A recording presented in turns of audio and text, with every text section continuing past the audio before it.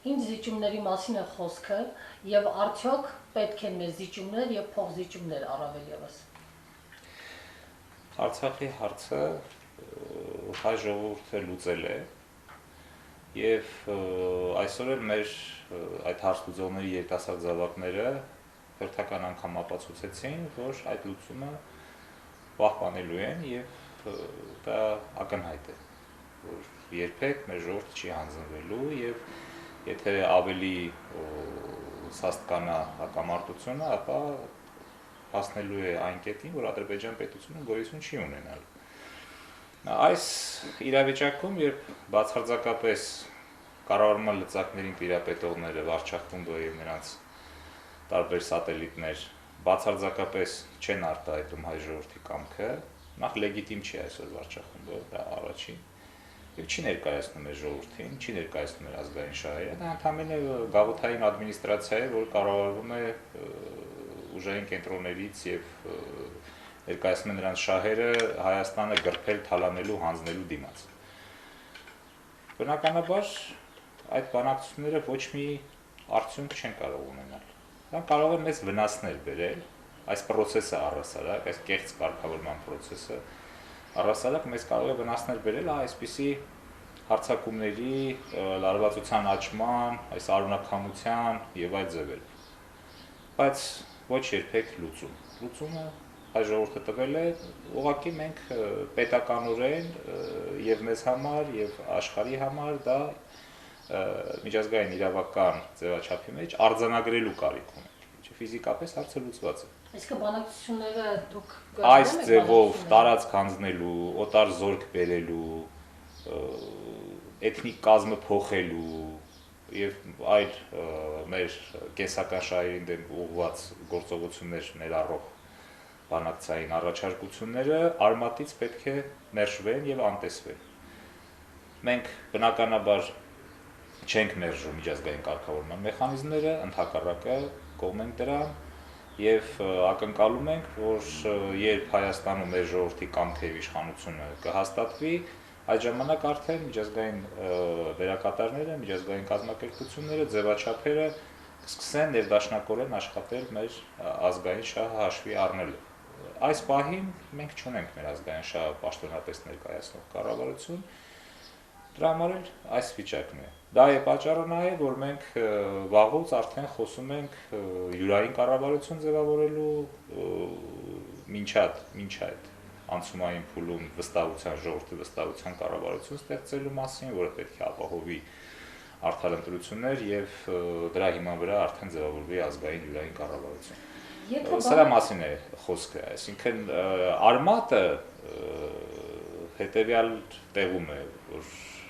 այս իշխանությունը չի ներկայացնում է ժողովրդին, իրավունք չունի նրանից հանդես գալ եւ նրա բոլոր գործողությունները ի սկզբանե առողջին չեն։ Բանակցությունները արդեն ավելի այսպես ակտիվ փուլ են մտնում եւ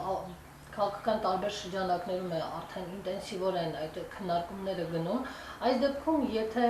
զիջման եւ փոխզիջման տարբերակը բացառում եք, ինչ այլընտրանք դուք կարող եք ներկայացնել, ինչքան պետք է շարունակվեն արյունահեղությունը այսքան զոհերը սահմանագծին։ Որևէ այլընտրանք ներկայացնելու փոխարեն նախ պետք է իմանալ, թե ինչ է անցնում դառնում։ Մեր ժողովրդից գաղտնի է այս ամենը կատարվում։ Փակ դռների հետևում գաղտնի, թաքուն եւ դավադրաբար։ Նախ մենք պետք է իմանանք, թե ինչի մասին է խոսքը։ Ինչ են մեզ առաջարկում։ Նախ ասացի խոսքիս առաջին մասում, որ այդ առաջարկությունների մի մասը ինքնաբերաբար հոդս կցնդեն, երբ Հայաստանում ազգային կառավարություն կա։ Մնացած մասով արդեն ինչ կդրվի սեղանին, ինչ կառաջարկվի, դրա վերաբերյալ արդեն կմտածենք եւ կխոսենք։ Ժողովուրդն է երկրի տերը։ Սերժ Սարգսյանն եւ նրա բանդան հայ ազգի անունից որոշումներ կայացնելու առավել եւս այդպիսի կենսական կարեւորության հաստատքներ ստորագրելու, որոնք ենթադրում են տարածքների զիջում, օտար զորքերի տեղակայում եւ այլն, չի կարող, այդպես իրավասություն չունի։ Առհասարակ ոչ մի ղեկավար չունի, որովհետեւ դա միայն համազգային լուծման հարց է։ Ինչպես մենք տեսնում ենք, որևէ հարցում անցկացնելու կարիք չկա, ակնհայտ է, որ համաժողովրդական ինքնաբուխ դիմադրություն, ինքնակազմակերպվածության վիճակ կա այս ամենի դեմ, եւ ընդհանրապես տեղի կունենա դրա կես քայլ զարգացում, որը ոտատակ կանի այդ բոլոր հակազգային դավաճանական որոշումները կայացնողներին եւ նման փաստաթղթեր ստորագրելու ցանկություն ունեցողներին չեն հասցնի։ Բայց Սարգսյանը նաեւ մեկ օր որոշեց ԵՏՄ մտնել առանց ժողովրդի կամքը հարցնելու։ Այն ժամանակ չկար այդպիսի համախմբում եւ դիմադրություն։ Ցավոք սրտի հնարավոր էր եղել մոլորեցնել մեր ժողովրդին այսքան տարիների ընթացքում եւ ստեղծել այնպիսի իրավիճակ, որ կարողանում էր քիչ թե շատ վարչախումբը Սերժ Սարգսյանի գլխավորությամբ այս վարչախմբի պարագայում հանդես գալ ժողովրդի անունից, ներկայացնել այդ իմիտացիոն տարբերակով, բայց երբ արդեն արյան եւ հողի հարց առաջացավ, ժողովուրդը արթնացավ այդ թմբիրից եւ հիմա լրիվ ուրիշ որակական վիճակում է։ Դա բացառված է, դա անիմաստ խոսակցություններ են, ուղղակի իրենք adekvat չեն կյանքին, իրավիճակին։ Դուք կարող եք ասել վերջին շրջանում Սերժ Սարգսյանը 15 րոպեից ավել երբ է ավտոմեքենայից իջել եւ մարդկանց հետ շփվել։ Նրանք կյանքից կտրված են ապրում։ Տարիներ շարունակ, տասնամյակներ շարունակ նրանք իրենց զրահապատ մեքենաներից եւ կաբինետներից դուրս չեն եկել, նրանք չեն ճանաչում ոչ աշխարհը, ոչ կյանքը, ոչ ժողովրդին։ Նրանք կառավարվում են իրենց ծախու եւ տխմար խորհրդականների եւ հաճկատար պրոպագանդիստների տված ինֆորմացիայի հիման վրա։ Դա բացարձակ խեղաթյուրված իրականություն է իրենց պատկերացրած, այդպեսին չի կյանքը։ Չնայած մենք անդադ ասում ենք, որ իրենք խեղաթյուրված իրականության մեջ են ապրում, բայց իրենք չեն կարող հասկանալ, թե որն է խեղաթյուրվածը, որը ոչ, որտեղ իրենք ոչ գործիքներ ունեն, ոչ չափանիշներ։ Այսինքն ձեր կարծիքով այսօր իշխանությունները որևիցե կերպ չեն կարող ինչպես ԵՏՄ-ի պարագայում, այնպես էլ այս պարագայում գաղտնի որոշում կայացնել։ Ըստ ձեզ ժողովուրդը այս դեպքում միահամուռ կկարողանա դուրս գալ փողոց։ Դա մենք տեսանք։ Մենք սահմանի վրա դա տեսանք։ 18 տարեկան զինվորին ոչ մեկը ոչ մի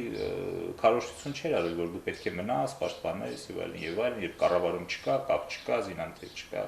բայց երեխաները կարողացան իրենց մարմնով պահել իրենց հայրենիքի սահմանները։ Ներքին սահմաններ պահեն, ոչ մի կասկած չկա։ Սակայն այս պարագայում եւս մեկ խնդիր գոյություն ունի եւ այդ խնդրի մասին կարծես թե ահազանգում են Լեռնային Ղարաբաղի որոշ ուժեր, այն է, որ Հայաստանյան քաղաքական դաշտում կարծես թե որոշակի կոնսոլիդացիա կա եւ կա այդ համախմբումը գնալ բանակցությունների, մասնավորապես խաղաղապահ ուժերի հետ կապված, որ դրական միտումներ կան, խաղաղապահների հետ կապված բանակցությունների որոշակի ընթացքի հետ կապված։ Այս դեպքում քաղաքական այդ ուժերը չեն կարող ուղղորդել եւ հանդարտեցնել բարձրացվող այդ բողոքի ալիք։ Մենք ցավոք սրտի վաղուց ապրում ենք ծուռ հայրենների աշխարհում։ Նախ պետք է շատ մեծ վերապահումով շատ արտահայտությունների վերաբերվել, մասնավորապես օրինակ կուսակցություն, քաղաքական ուժ, քաղաքական դաշտ, գաղութացված երկրում, որտեղ նաև բռնապետական կարգեր են հաստատված, քաղաքական դաշտ, քաղաքական պայքար, քաղաքական կուսակցություններ, գոյություն ունենալ չեն կարող։ Կուսակցությունների ջախջախիչ մեծամասնությունը կամ գրպանվել են, կամ ի սկզբանե որպես գրպանային ստեղծվել են, մի փոքր մասն էլ որ գոյություն ունեն, առևտրի մեջ են Սերժ Սարգսյանի հետ եւ որոշակի համաձայնություններ կան, առանձին բացառություններ, որոնք հարգելի են, բայց դրանցով երևույթ չի ստեղծվում։ Այդ քաղաքական դաշտը չի արտահայտում հայ ազգի, հայ ժողովրդի կամքը։ Իրենից անկախ արմատ չունեցող եւ ամեն քամուց քշվող ուղակի չորացած տերևների կույտ է դա, եթե պատկերավոր արտահայտություն օգտագործենք։ Ուստի խոսել այն մասին, որ նրանք կարող են ազդել ժողովրդի կարծիքի վրա, նրանք չեն ներկայացնում ժողովրդին եւ նրա կարծիքին, ինչպես կարող են ազդել, նրանց ով է լսում։ Շատ ներողությունով է շանտետ դնում քաղաքական ուժերին եւ գործիչներին, այսօր ջախջախ մեծամասնությանը ոչ մեկը։ Ամբողջ ժողովուրդը հայրում է իրենց։ Դա մի դավաճանական կծիկ է բոլորը միասին, ելի եմ ասում, առանձին բացառությունները հարգելի համարելով։ Եթե դավաճան չեն, ապա ստրկամիտ են, նյութապաշտ են, սա մեզ այլ սերունդ է պետք, մեզ քաղաքական այլ սերունդ է պետք, որը հենց հիմա խրամատներից ծնվում է։ Եվ այդ սերունդն է, որ եւ այդ արյան իմպուլսն է դրանց թափած, որ ստեղծելու է ապագա Հայաստանը։ Այն իրականությունը, որի մեջ մենք ապրում ենք, սա ժամանակավոր մղձավանջ է։ Եվ այս պատերազմական ցնցումներով էլ մենք արթնանում ենք եւ դուրս ենք գալու այդ մղձավանջից։ Դա բոլորը խեղկատակներ են, դրանց պատմությունը մոռանալու է անգամ, չի հիշելու։ Բանակցությունների կողմնակիցների պատճառաբանություններից մեկն էլ այն է, որ ի վերջո պետք է մի օր դադարեցվի այս հարաբերական անդոր հրադադար հասկացողությունը Այո, պետք է դադարեցվի Ադրբեջանին կապիտուլյացիայի ենթարկելով։ Եվ պետք է վերջ դրվի։ Այո, պետք է վերջ դրվի Ադրբեջանին կապիտուլյացիայի ենթարկելով եւ որին պետք է նախորդի կամ զուգահեռաբար տեղի ունենա Հայաստանի քաղաքական դաշտի մաքրումը, քաղաքական համակարգի եւ առասարակ պետական կառավարման համակարգի բոլոր ինստիտուտների կայացումը։ Մենք պետության կայացման խնդիր ունենք։ Հենց մենք պետություն ունենանք, այս հակամարտությունը ինքն իրեն կդադարի։ Ադրբեջանը այդքան թվական եւ ռազմական գերազանցություն, սպառազինական գերազանցություն ունենալով հանդերձ երրորդ օրը սկսեց ճկվել եւ ընկրկել, դրա համար հրադադար խնդրեցին եւ իրեն անմիջապես օգնության եկան։ Եթե դա տեղի չունենար, 2-3 օր հետո լայնածավալ ռազմական գործողությունները տեղափոխվելու էին Ադրբեջանի այսօրվա տարածքներ։ Կարծես թե բոլորի համար ակնհայտ է։ Հաղթողը, ուժեղը, արին, խելացին հանձնվելու մասին առավել եւս չպետք է խոսի։ Այդ մարդիկ առասարակ մեզանից չեն, չգիտեմ որտեղից իրենք հայտնվել։ Իշխանապողությունը սարերի հետևում չէ։ Օբյեկտիվ գործընթաց է, որը արդեն թունելի ծայրում լույսը երևում է։ Այսպիսի դավաճանական ուղեգից բռնած քաղաքական ուժեր, առավել եւս կառավարող ուժեր ունենալու պարագայում իշխանապողությունը բազմակիորեն ժամանակի մեջ արագանալու է, իրենք արագացնում են այդ գործընթացը։ Իսկ առասարակ, եթե ընդհանրապես իջումների տրամաբանությանն է տվյալ իրավիճակում այս ակամարտության հետ կապված խոսքը վերաբերում, պետք է մի բան լավ հասկանանք, որ այդպիսի առաջարկություններ անողները երկու կատեգորիայի են բաժանվում, դավաճաններ, կրկնում եմ, եւ հիմարներ։ Դավաճանների մասին չեմ խոսում, անդրադառնամ հիմարներին, ով փոքր-ինչ պատկերացում ունի պաշտպանական գործից, ռազմական գործից եւ կարող է քարտեզ հասկանալ, բավական ընդհանրապես մեկ հայացք նետել այդ քարտեզի վրա եւ արդեն բարձ կդառնա, մի անգամ էլ գնա դիրքերը նայի, որ այսօրվա պաշտպանական համակարգի դիրքային ենթակառույցի փոքր-ինչ փոփոխությունը բազմապատիկ անգամ ավելի խոցելի է դարձնում Հայաստանը, Արցախը եւ էապես մեծացնում է ճշնամու ախորժակը եւ հնարավորությունները ավելի ու ավելի մեծամասշտաբ ագրեսիա մեր դեմ իրականացնելու համար։ Եթե այդ պետության քաղաքական ղեկավարությունը խոսում է այն մասին, որ Հայաստանը արևելյան Ադրբեջան է, նման ռևանշիստական մարդատյաց, հայատյաց գաղափարախոսությամբ տոգորված եւ ծրագրով առաջնորդվող պետության հետ ցռան վերգոյական աղջիկ տանք, ոսկի տանք, կռիվ չանենք մոտեցումը ինչի կհանգեցնի ամբողջ պաշարները դատարկելուն, բոլոր աղջիկներին տանելուն եւ բոլոր տղամարդկանց կոտորելուն։ Եթե այդ անուղեղ եղեռնագործները սա են ուզում, ապա չեն հասկանում, բացատրում են։ Պարոն Ավետիսյան, նաև բացի ԵԱՀԿ Մինսկի խմբի համանախագահների միջնորդությունից, հիմա այժմ արդեն ավելի ակտիվացել է խոսակցությունը Ռուսաստանի ակտիվ միջամտության եւ մասնակցության մասին։ Վլադիմիր Պուտինը ինքը անձամբ հայտարարել է, որ անձնական միջամտություն է ունենալու բանակցային գործընթացներում, ինչը սա ենթադրում արդյոք Լավրովի այցը որևիցե էական տեղաշարժերի կբերի կամ այն ինչ հայտարարել է Բաքվում կփորձի իրագործել։ Անշուշտ իրենք կփորձեն, իրենց շահ այդպես է թելադրում եւ սլակները այս կամ այն օտար պետության դեմ ուղղելու փոխարեն ես չեմ այն նախապես ասեմ, որ այն տեսակետի կողմնակից չեմ, որ մեր գլխին եթե քարել աղան մենք պիտի ձայն չանենք, դա նկատի չունեմ։ Բայց քննադատության եւ գործողությունների գլխավոր վեկտորը պետք է ուղղված լինի դեպի ներս, որտեղ արտաքին քաղաքականությունը դա ներքին քաղաքականության արտացոլումն է, դրա հետևանքն է։ Ու այս իմաստով, եթե երկիրը տես չունի, եթե որփի գլուխ է, ով կհասնի խոզի բնական։ Ինչ պետք է խրտնել դրա, պետք չի խրտնել դրանից։ Պետք է հասկանալ, արժանապատվություն ունենալ, վիրավորվել, իմանալ, ներքուստ վիրավորվել, վատ զգալ եւ ատամներ սեղմելով գործանել մինչեւ որ այդ վիճակը հաղթարվի։ Երբ երկրին տեր եղավ, նրա այդ հաշվի կգցնի։ Հիմա մեր երկիրը անտեր է, կառավարման իմաստով անտեր է, ժողովուրդը կա, տերը կա երկրի, բայց ձեռքը լծակները իր ձեռքը չէ, ղեկը ժողովրդի ձեռքը չէ։ Հստակ կարճ ժամանակի հարց է եւ այդ հարցում նաեւ այս օտար դերակատարները մեզ օգնում են։ կողմնորոշվելու համար եւ գործընկերների, եւ դաշնակիցների, եւ գործողությունների ամեն առումով արթնացում է տեղ ունենում եւ արտաքին եւ ներքին ասպարեզներում եւ ընդհանուր առմամբ այստեղ չկա չարիք առանց բարիքի փիլիսոփայությունը ավելի դեպի բարիքի բաղադրիչը մենք պիտի ընկալենք, որ այստեղ բարիքի մասը շատ ավելի մեծ է, չնայած շատ ցավալի կորուստների գնով է դա լինում, բայց կարծես թե պատմությունը ուրիշ տարբերակներ չի ընդունում։ Այսինքն հիմա կոնկրետ ձեր առաջարկող լուծումը հետևյալն է, ոչ մի բանակցություն, ոչ մի փոխզիջում, իսկ կոնկրետ այլընտրանքի պարագայում պետք է սպասել, տեսնել ինչ են դնում սեղանին որպես առաջարկությունների փաթեթ։ Առայժմ, քանի դեռ մենք չենք հասկանում, չգիտենք, թե ինչի մասին է խոսքը, բնականաբար անգիտությամբ չեն գնում փոխզիջումների։ Երկրորդը, կան բաներ, որոնք չեն զիջում, հայրենիքը, նրա տարածքը, սահմանները, ժողովուրդը, կենսական շահերը,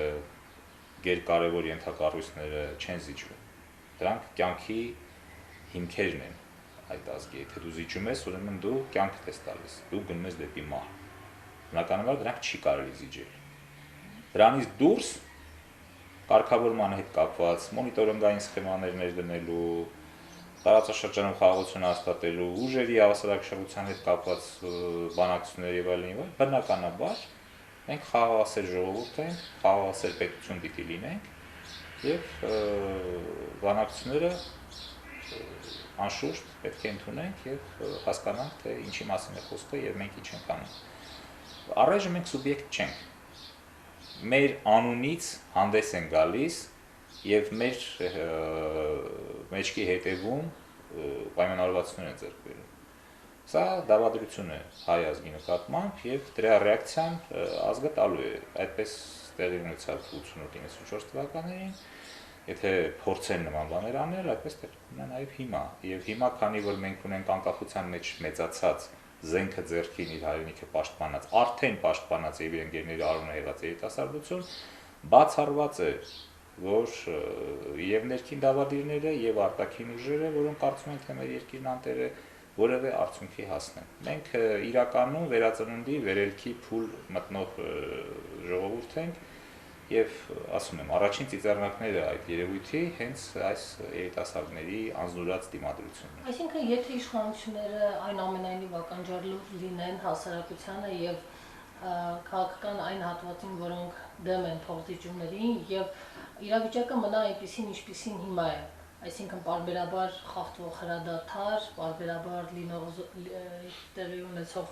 այդ ողբերգական իրադարձությունները, այսինքն նորմալ է, եթե մնա այս վիճակը։ Այսինքն, եթե տարբերակներից մեկը լինի կամ փոխզիջում, կամ այնինչ ունենք։ Մենք հիմա դուք հարցը տալիս եք հետեւյալ ձևաչափի մեջ, կամ դանդաղ մահ, կամ արագ մահ։ Երկուսն էլ մահ է, մենք ընտրում ենք կյանքի եւ մահվան միջեւ եւ ընտրում ենք կյանք։ Դրանք կեղծ գաղափարներ են, որ ես հասկանում եմ, որ դուք գոյություն ունեցող քաղաքական ճակերտավոր դաշտի մեջ գոյություն ունեցող անկալումների հիման վրա հարցեր եք տալիս, դա հասկանալի է, բայց ես իրենց եմ պատասխանում, որ մենք դանդաղ եւ արագ մեռնելու միջև չենք ընտրությունը կատարելու, մենք ընտրություն կատարելու ենք ապրելու եւ մեռնելու միջև, ընտրելու ենք կյանքը, իսկ ով դրան խանգարելու է,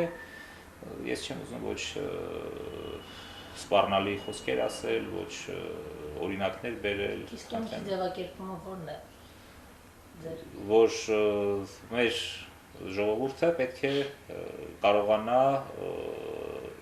ապահովել այնպիսի ինքնաբավություն, քաղաքական, տնտեսական, ռազմական եւ այլն, որ ապահովի իր գոյությունը եւ զարգացումը, որ մենք կարողանանք հասնել այն վիճակին, որ հայ ազգը որպես ամբողջություն եւ հայ մարդը որպես անձ եւ քաղաքացի ի վիճակի լինի առավելագույնս դրսևորելու իր ստեղծագործական կարողությունները։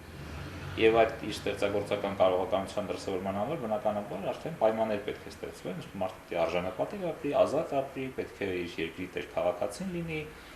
երկիրը պետք է պաշտպանված լինի, որովհետև մենք ապրում ենք այսպիսի լարված տարածաշրջանում, դրա համար խոսում ենք որպես ազգ բանակ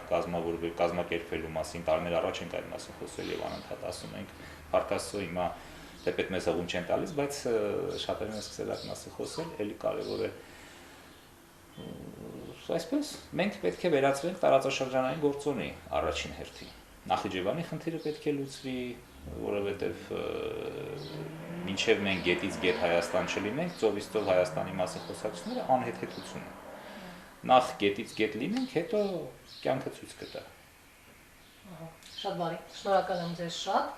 Ես ջան կազմել